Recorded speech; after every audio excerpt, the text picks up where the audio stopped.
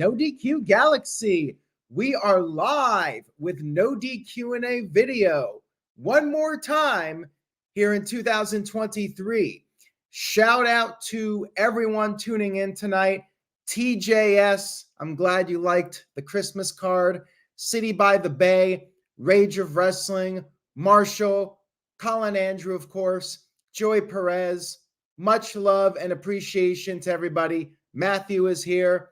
Thank you all so much for checking out No DQ&A video live. And thank you to everybody watching on demand. And of course, thank you to everybody for following NoDQ.com and the YouTube channel throughout 2023. It's been another very newsworthy year. A lot of things happening in the world of wrestling right now as we speak. It's been a busy 2023 and 2024, looking to be another busy year in wrestling. I am very grateful for that. Now, I am here to answer your questions, wrestling related. Hell, if you want to super chat a non-wrestling related question, I'll answer it, but I prefer wrestling questions. Stick to wrestling here for No DQ&A video. Anything current, you could even ask something from the past. Let's get to it. There's a lot to reflect on and discuss, and maybe some things to predict as we head into the new year. Shout out to Sleazy Wonder. I appreciate everybody tuning in. First question here is a super chat question. The super chats do get priority, so I will get to those, and then I will get to some of the email questions. Good old JM Jeff Meacham.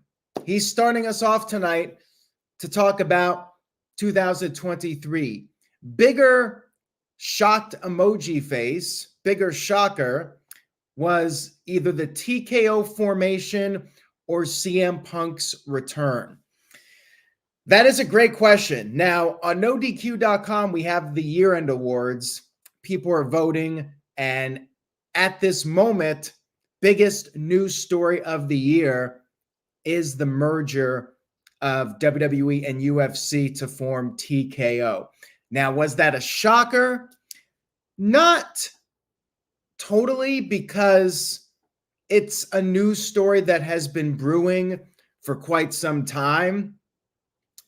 Beginning of the year, there were talks about WWE being sold. So it wasn't exactly a huge shocker, but it's a very significant moment in wrestling history, no doubt about it. With that being said, I think CM Punk's return really has to be the shocker of 2023. Is it the biggest wrestling news story of the year? Not necessarily. It's a very big story. Time will tell the full extent of how significant it is, depending on whether CM Punk's run is a success or it's a bust. Will Warner Brothers Discovery work with WWE to bring Raw to the network? There's a lot of questions about what's to come with CM Punk, but I think the merger as a news story is very significant in the overall landscape of WWE. Short-term, CM Punk, big moment, no doubt about it. Now, I do have another super chat here from Psycho Jet Black, and I appreciate it. Thank you for the super chat. You guys can super chat questions. They will take priority tonight. Psycho Jet Black said, what are your favorite and least favorite Christmas songs? I think they're all overplayed. Least favorite is definitely the Mariah Carey, All I Want for Christmas Is You. Just very overplayed. Nothing against her. I feel like the Christmas songs, even though I listen to them like once a year, I get tired of them. I like Jingle Bell Rock. I like some of the more secular songs. I like Frosty the Snowman and Rudolph the Red-Nosed Reindeer, some of the classics. I really like, and I think TJS would appreciate this, Ringo Starr of the Beatles has an album called I Want to Be Santa Claus, and he has some really good covers of various Christmas classics. Check those out. Matthew, I actually like Heat Miser and Snow Miser. My wife, Caitlin, listens to it all the time. I'm very much into that one also. That's a good one. And TJS says, Christmas time is here again, Beatles. Ringo does a really nice cover of that. That was a Beatles track for their fan club from like 1967. And then Ringo did his own version. Anyways, a little bit of off-topic Christmas talk. Now we'll get back to wrestling. We were talking about newsworthy items in 2023. So I want to get to this email question from Miguel. But before we get to Miguel, Styles Clash 619 sent in a $2 super chat. Like I said, super chats take priority tonight. He says, if Cody Rhodes doesn't finish the story at WrestleMania 40, will he ever? He will. I don't know if it's going to be WrestleMania 40 or not, but he will finish the story. You know, there's that joke at the beginning in the video with all the joke questions. Will Cody Rhodes finish the story at WrestleMania 50? It will happen. It's just a matter of when. But my gut feeling is it will happen. And we're going to talk more about potential direction for early 2024 leading into WrestleMania. I will talk more about that. He will finish it probably WrestleMania 40. If not, maybe he wins the World Heavyweight title. But I think the whole idea is him winning the title that Dusty was not able to win, his father. So it will happen at some point. I think that's a safe bet. Now, Mr. Tito, shout out to longtime No DQ columnist, Mr. Tito, said, Punk's AEW firing equals top story, killed AEW's momentum. It definitely hurt AEW's momentum. And again, as I mentioned earlier, we have to wait and see how things play out with CM Punk and see what the full repercussions are from Punk being fired and then returning to WWE. If Punk's run is a bust and he's gone in 6 months, then Tony Khan's going to look like a genius. But my feeling is CM Punk is going to have a very positive run in WWE, and he's going to end his career on a high note. And in which case, I think it's going to be bad for AEW.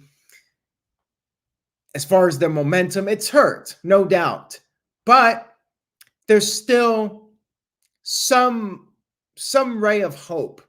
Wembley Stadium ticket sales for next year are off to a pretty solid start, already close to 40,000 tickets sold.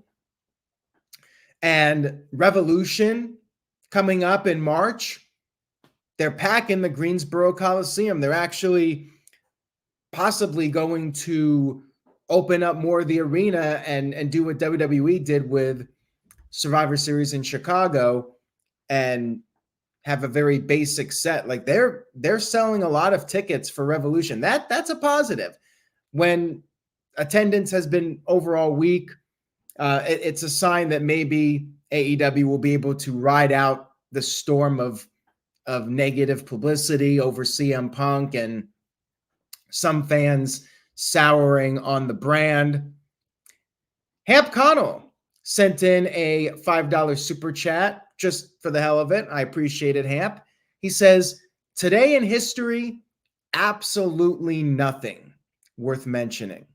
Fun fact, December 21st is probably the most uneventful day in wrestling history. I think that day, Christmas Day, although WWE sometimes has fun things happening around Christmas, I feel like, wasn't last year the whole deal with Dominic Mysterio being arrested and WWE put that up on Christmas? Or am I mistaken? Was that Thanksgiving? Somebody in the chat room correct me if I'm wrong, but I feel like either Thanksgiving or Christmas, WWE put up a video where Dominic Mysterio got arrested, and that was the whole beginning of ex-con Dom and that whole running joke. But yeah, for the most part, this time of year, up until the end, December in general, it's very uneventful. People in the chat are saying it's Thanksgiving, so thank you for that.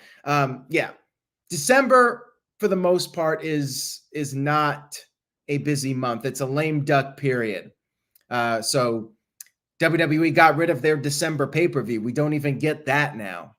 And they taped SmackDown, and there's no more WWE television live until the new year.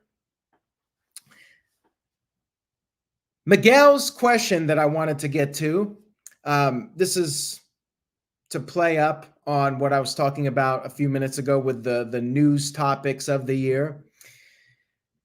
He says, my question for you is, which year of the 2020s has been the most newsworthy in the wrestling business so far? There have been no shortage of headlines between 2020 to 2023, and I believe these last 3 years have generated more jaw-dropping news stories than the entirety of the 2010s. Thank you for answering, and happy holidays. Tough question to answer. I can tell you that 2021 was probably my best year of traffic for NoDQ in a decade. Part of that was due to CM Punk coming back to wrestling. That was massive. And yeah, the pandemic made wrestling interesting in a way, like not necessarily what you were watching on television, but all of the behind the scenes things going on, people getting COVID and doing the empty arena shows, just the whole concept of it. And then we had more of those types of stories in the beginning of 2021, but then the return of live touring was huge. And then, of course, CM Punk coming back to wrestling, Bryan Danielson going to AEW, Adam Cole. 2022 was a big year, though. Vince McMahon, the whole scandal involving him, the allegations, and him stepping aside, and Triple H taking over. The Bloodline storyline. Steve Austin coming out of retirement. Cody Rhodes leaving AEW. 2022 was another massive year. And then this year, too, all the CM Punk drama. It's hard to pick one. I would say 2021 was probably the best year for NoDQ. But as far as just the sheer number of headlines, I feel like 2022 with Cody Rhodes jumping and Steve Austin wrestling again, and Vince, the ripple effect of Vince McMahon resigning and everything that came in 2023, the wheels came into motion in 2022. Now, TJS sent in a $5 super chat. Thank you for that, Tyler. I appreciate it. TJS says, your thoughts on the Alberto Del Rio Santa angle. Also, thoughts on the anonymous general manager and Vince McMahon's son angles. What's the point of Hornswoggle? Vince probably booked to make himself laugh. Well, you're right on that. And Vince McMahon, I guess you could say he is willing to embarrass himself for the sake of television and basically come out there and they say that he had an illegitimate son in Hornswoggle. Of course, that angle went nowhere. And then I think they said that Hornswoggle was actually Finley's son. So they wasted the whole angle, in my opinion. And that was a letdown. Anonymous general manager was very much a letdown. I don't even remember that it had like a legitimate conclusion. Wasn't it Hornswoggle too? Like I've shut it out of my brain because I thought it was so stupid. And yeah, the Del Rio and Santa angle was really dumb because if you recall, he had just turned babyface, and they taped a Raw and they had him running over Santa Claus, even though he was acting like a babyface the week before that. Yeah, it should have been Mr. Kennedy as the son instead of Hornswoggle, and then WWE just basically threw in the towel for poops and giggles and had Hornswoggle as the illegitimate son. It was bad. Good questions, though, TJS, and I still don't even understand the answers. Rage of Wrestling, Walter Cruz, sent in a $5 super chat. Thank you for that, Walter. Much appreciated. Says, of all of the pay-per-views in WWE history, what would like them to bring back, or what would I like to see brought back in 2024? Mine would be King of the Ring, but people have to qualify and all the matches in one night. Well, the thing is, Walter, you know me too well, because you know I've said that before. And that's my answer. Bring back King of the Ring, one night pay-per-view where the winner has to wrestle 3 times in one night. The other one I always mention is Cyber Sunday. Bring back the pay-per-view where fans can vote, and let fans vote for one match via Facebook, let fans vote for one match via Twitter or X, one on Instagram, like use every social media outlet. And it's not like it really matters what the card is, because fans are just watching it on Peacock with their $5 a month subscription. They don't have to pay $50 for a pay-per-view and they don't know what the card is. It just doesn't matter. So King of the Ring and Cyber Sunday are definitely the ones that I would like to see brought back. Halloween Havoc is in NXT, but I must say I do miss the giant pumpkin from Halloween Havoc. That was my all-time favorite WCW set, was that giant pumpkin that they had for Halloween Havoc. Here's another one, Bash at the Beach. But the thing is, not so much the name, but I want to see a wrestling show on the beach again, like in 1995. I know it's a money loser. They're not going to be able to make the big gate with a show like that.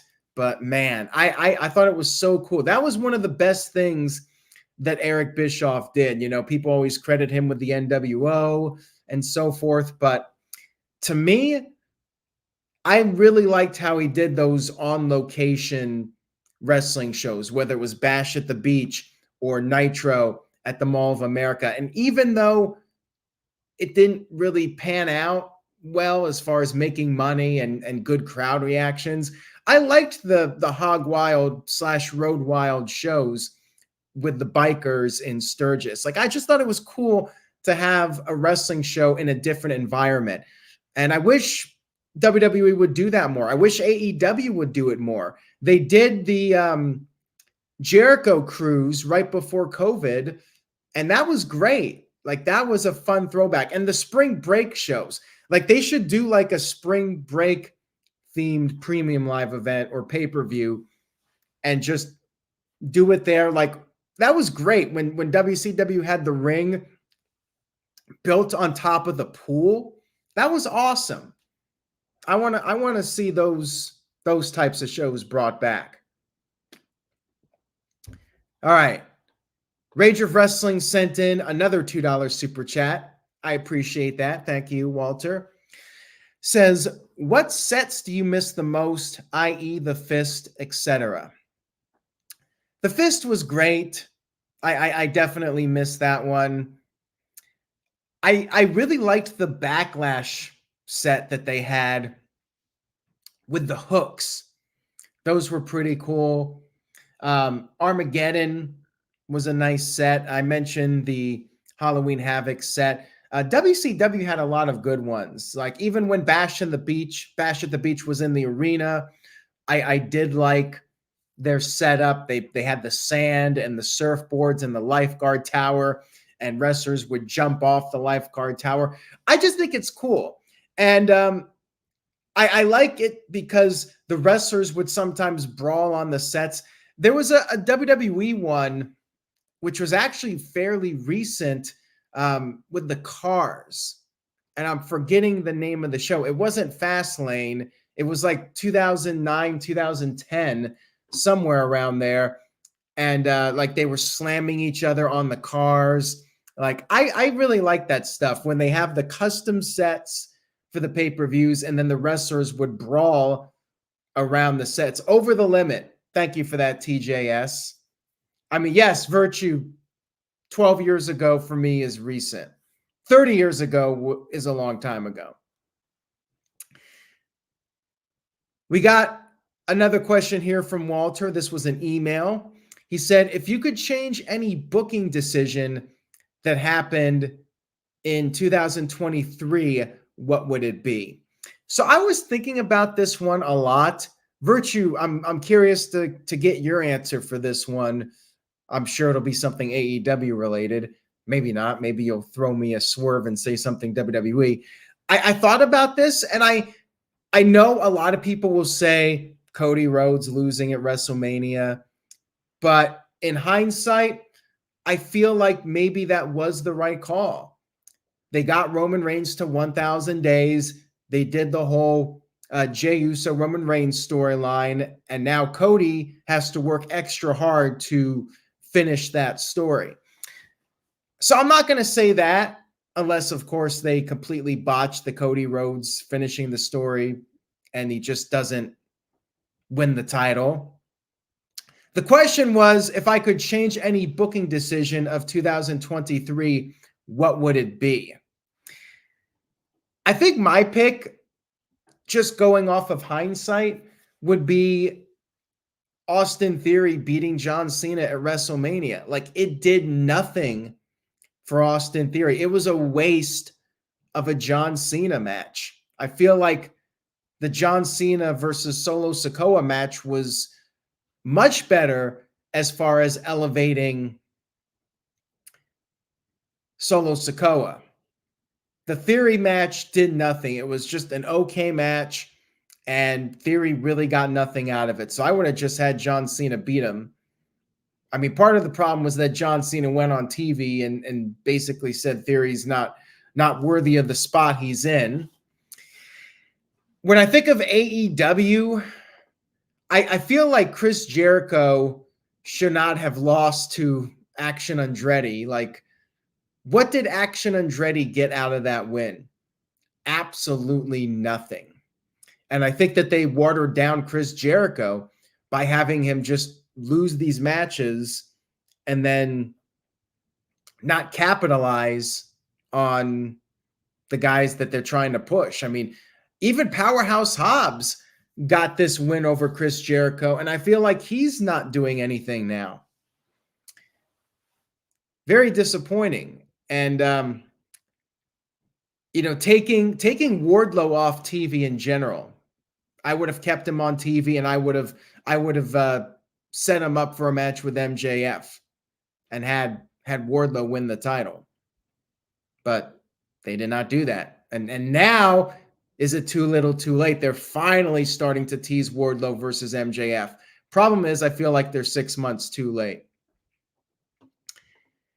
Hamp Connell sent in a $2 super chat. Thank you for that, Hamp. Says, who is the most wasted talent and storyline of 2023? Well, I just said his name, and that's Wardlow. Absolutely. Like 2022, he was red hot. Remember, he destroyed MJF at Double or Nothing in 2022.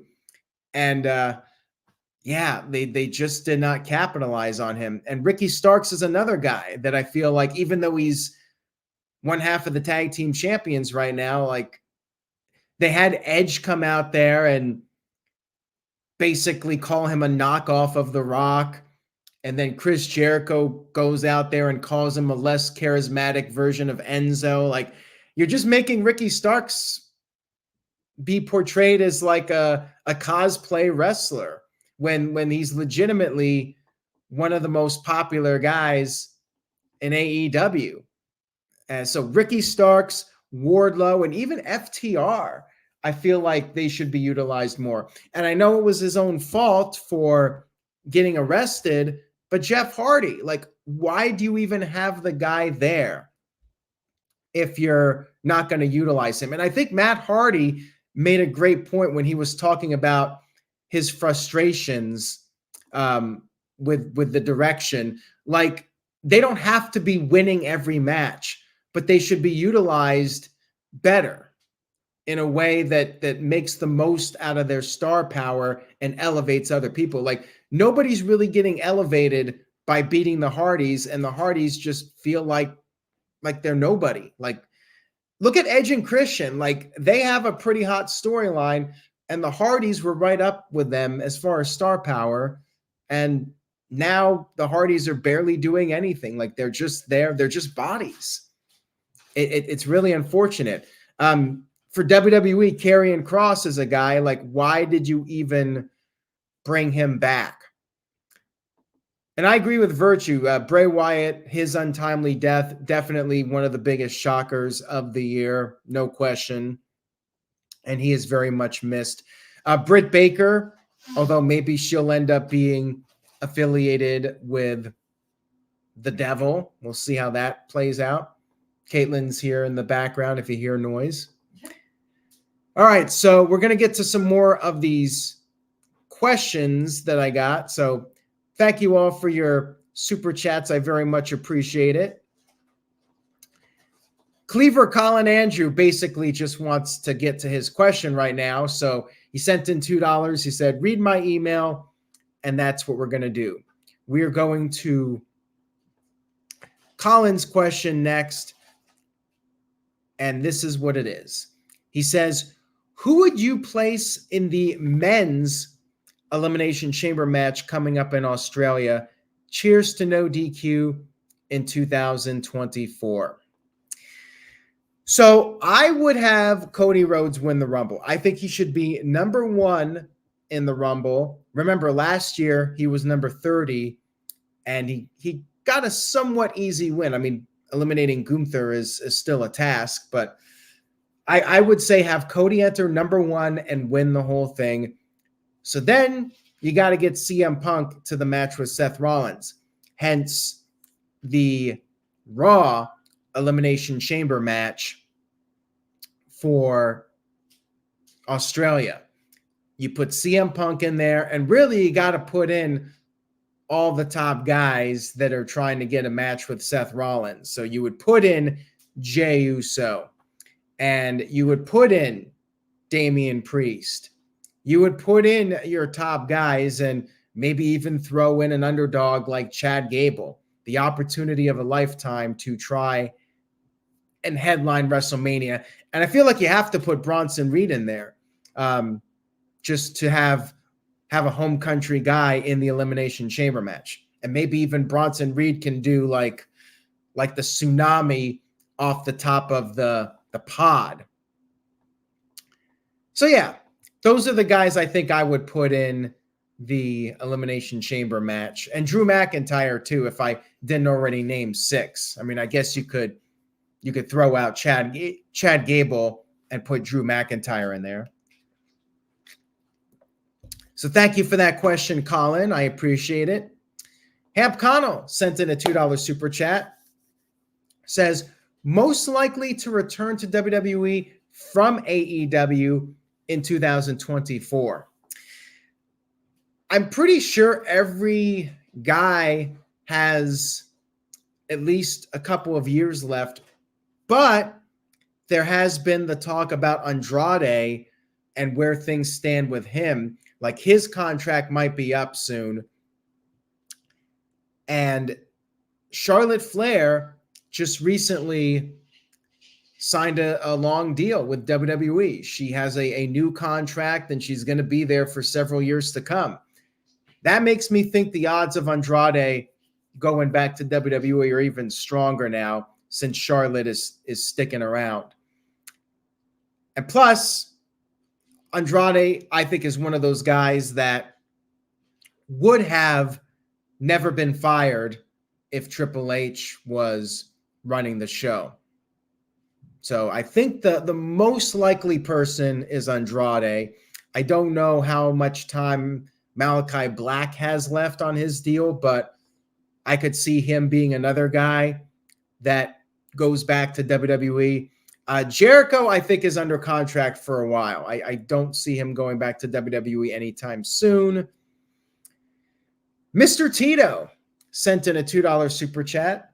Thank you for that, Tito. I appreciate it. Says, Sasha Banks to WWE or Mercedes Moné to AEW? I think she's going back to WWE. If I had to make a prediction, I think it's going to be Sasha Banks coming back to WWE, maybe at the Royal Rumble. I would not be surprised by that. Now, there are reports that she's asking for a significant amount of money, and that really doesn't surprise me. I think that she wants her full value, and we'll see if WWE gives it to her. I mean, there's a built-in storyline right there. If Bayley gets kicked out of Damage Control, and keep in mind that Bayley just reportedly signed a new deal as well. Bayley and Sasha reuniting. You got that storyline right there, them feuding against Judgment Day. I just feel like Sasha's better off in WWE. AEW, she might get a push, but look at Saraya. Saraya's doing nothing now. And if you're Mercedes, you're looking at this and you're wondering, well, in 6 months, am I just going to be randomly appearing every once in a while on Dynamite at 9 o'clock, 9:15, and just not really having a good storyline or anything going? If she goes to WWE, she's got something right off the bat. And potentially with Charlotte being hurt, this might be a great time for Mercedes to return to WWE as Sasha Banks. So that's my guess. She'll go back to WWE. All right, let's get back to the emails. Jeremiah Dorset sent in an email. I'll read this one off. Says, hey, Aaron, who do you think should end Gunther's Intercontinental title reign at WrestleMania 40? And he gives me a list of names. Brock Lesnar, Jey Uso, Braun Breaker, or someone else. Definitely not Brock Lesnar. And that's the only reason why I think that they would consider not doing that match. Because I don't think they're going to put the Intercontinental title on Brock Lesnar. Brock Lesnar doesn't need it. And do you really want Brock losing another big high-profile match? So I really want to see Brock Lesnar versus Gunther, but I could understand their perspective if they decide to not book that match. Jey Uso would be a solid choice. He doesn't need it, though. He's very over with the fans. Crowd absolutely loves him. And Braun Breaker, I think, is a great choice. It could be Ludwig Kaiser. They keep teasing dissension with Imperium, and we could potentially see a Ludwig Kaiser babyface turn, but I think Braun Breaker is the best choice. Like, that would establish Braun Breaker right off the bat as a top-tier guy to come in and beat Gunther. That puts Braun Breaker on the map. Not that he wouldn't already get there, but first impressions are everything. If the first impression of Braun Breaker is he beats Gunther, people are going to take Braun Breaker seriously right from the get-go. And he'll be an instant star. So my choice would be Braun Breaker. I think he would be the best bet. But I still really want to see Brock Lesnar versus Gunther at some point. I hope they do it. Like that's a truly larger than life match in WWE. All right, we got some more questions here. Sun Goshuaku sent in this question and regarding WrestleMania 40. He says, with Bianca Belair versus Charlotte no longer a possibility, plus the women's world titles are most likely going to be Io Sky versus Bayley and Rhea Ripley versus Becky Lynch, respectively, which of these scenarios do you think is most likely, and which would you want to see the most? And he gave me 4 options. First option would be Bianca Belair versus Jade Cargill. Bianca Belair and Jade Cargill, easy for me to say, versus the Kabuki Warriors for the women's tag team titles. That's interesting. Bianca Belair versus Trish Stratus, or Bianca Belair versus Sasha Banks 3. Very interesting. So, of course, all of this depends on a number of things. Is Jade Cargill ready as far as WWE is concerned by WrestleMania? Is Sasha Banks even coming back? I'd say no to Trish Stratus. Like, she had her run. You could bring her back, but if Sasha's available, I mean, Bianca versus Sasha 3 would be very interesting. If Jade is ready, Bianca and Jade as a tag team would be very interesting. And going for the tag team titles, like that could really beef up the women's tag team titles. So if any of those matches could happen, I really like the women's tag team title idea. To me, that would probably be the most interesting for me, and something that I think is needed for the women's tag team titles. And of course, you get more people on the show with a tag match. Yeah, that's a pretty big match. Or Bianca and Sasha. If Sasha Banks comes back and is a babyface, aligning with Bianca and Bayley, if Bayley's going for the singles title, you could have Bianca and Sasha versus the Kabuki Warriors, and you got Kairi and Sasha in there coming off of their time in Japan and, of course, the history with them. So that would be interesting too, which is a scenario, if you swap out Jade with Sasha, that would be very interesting. So thank you for that, son. Much love and appreciation. Steve-O sent in a question. Thank you, Steve-O. Says, happy holidays, Aaron. With Ken Shamrock merchandise being around, can we expect him to be back on WWE TV soon? Royal Rumble or the Hall of Fame? And why has it taken so long for a return? Something must have happened between Ken Shamrock and Vince McMahon.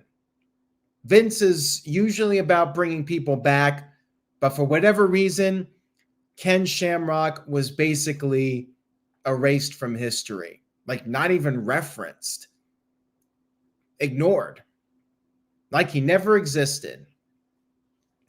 But now this is a pretty significant sign that Shamrock's coming back in some capacity. Usually when merchandise is put out for somebody that hasn't been around, it's the sign that this person has a Legends deal. He's long overdue for the Hall of Fame. And I feel like there's a very good chance it's going to happen this year. And if not this year, 2025. But what are they waiting for? Like it definitely needs to happen in the near future. Ken Shamrock, I mean, very influential. He had a great MMA career, and he brought that mixed martial arts style into WWE. He started using submissions in wrestling, nothing new, but tap outs. Find me tapping out in WWE before Ken Shamrock. I don't think it existed. Wrestlers would just verbally submit. It was when Ken Shamrock came in and started using the ankle lock, people would actually tap the mat, which is an MMA thing. That was Ken Shamrock. And ever since then, wrestlers tap out in WWE. They don't verbally submit. So yeah, that's something pretty significant. And I think Ken Shamrock really helped get submission wrestling over to a new degree. I mean, you had people in WWE that would use submissions like Bret Hart, the sharpshooter, but I think Ken Shamrock made the ankle lock and made submission wrestling even more of a thing in WWE. And then Kurt Angle started doing the ankle lock, and that was, his big move. And other wrestlers were doing the tap out submissions. I know Taz was doing it in ECW.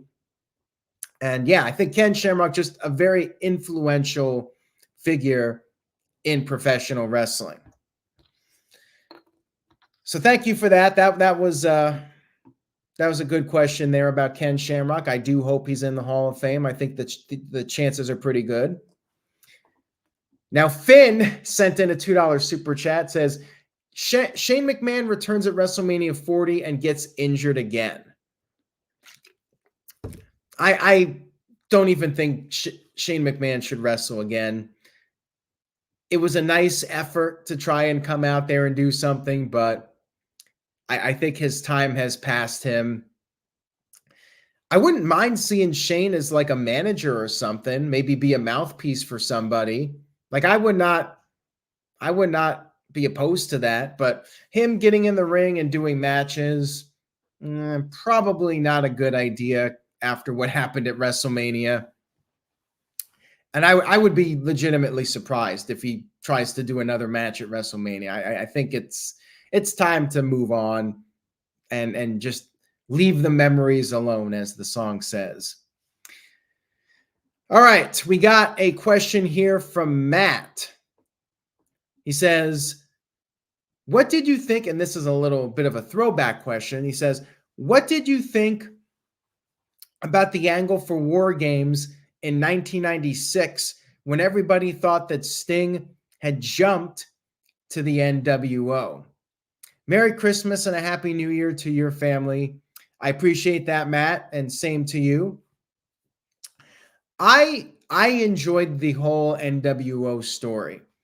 I remember when that happened, I could tell right away that was not the real Sting that attacked Lex Luger in the parking lot. My dad, however, was fooled. He thought that Sting had turned, and apparently quite a few fans did. So it was a very effective angle when they did the fake Sting, and Sting felt like everybody betrayed him by believing this bogus Sting. And then that led to Sting going out there and, as Virtue put it, saying, the only thing that's for sure about Sting is nothing's for sure. And then he would not talk for over a year. And it was the hottest angle in WCW history between Sting and Hogan. And they blew it at Starrcade, but great stuff. Like that whole angle was very well done. And it was cutting edge for the time. Like it was just something completely different from what we had been seeing in the past. The This Guy Experience sent in a $2 super chat. Thank you for that. I appreciate it. This Guy Experience was on the No DQ review, so check that out if you missed it. Says, crazier year of wrestling news, 2022 or 2023? I did touch on this a little bit earlier about the news stories. A lot of what happened in 2022 carried over into 2023. The CM Punk brawl out, backstage altercation with the Elite. I mean, that was massive. And that set up a lot of the issues in 2023. And likewise, Vince McMahon stepping away from WWE only to come back somewhat. And then we had the merger. I would say 2022 was maybe a little bit crazier because of Cody Rhodes going to WWE and Steve Austin coming out of retirement. And MJF dropping that pipe bomb. But 2023, again, right up there. Unfortunately, Bray Wyatt passing away was pretty crazy.